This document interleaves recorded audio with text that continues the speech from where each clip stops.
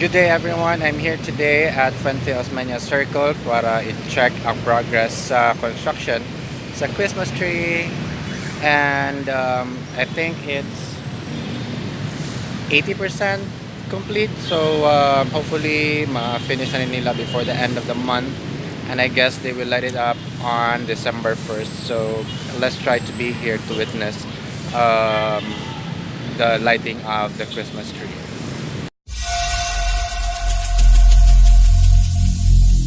Every single day, I'm gonna make something great.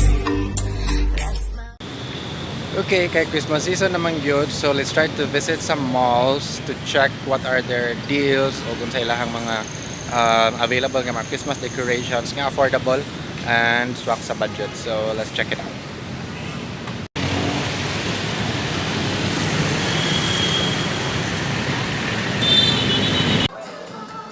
Okay, there is a Robinson's place, Fuente. Wala kayo choices, gamay na kayo siya. So, ora ni siya. Akong ipakita ninyo.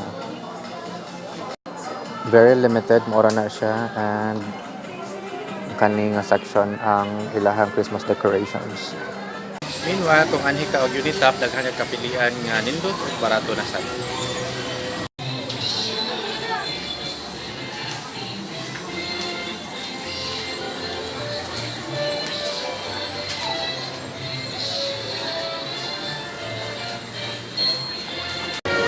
Okay, kay silingan naman ang Novo o Unitop at ang try and check kung sa'yo nang adi rin.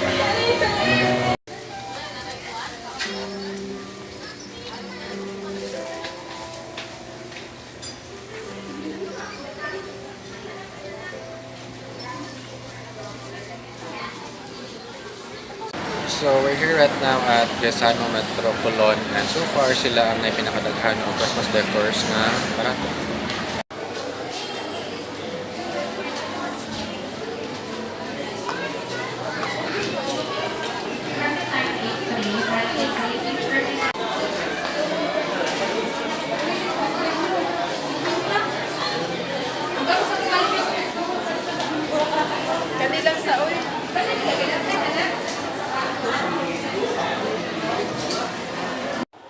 Okay, so bago lang kong abot diri sa balay, and earlier we're able to visit 4 establishments.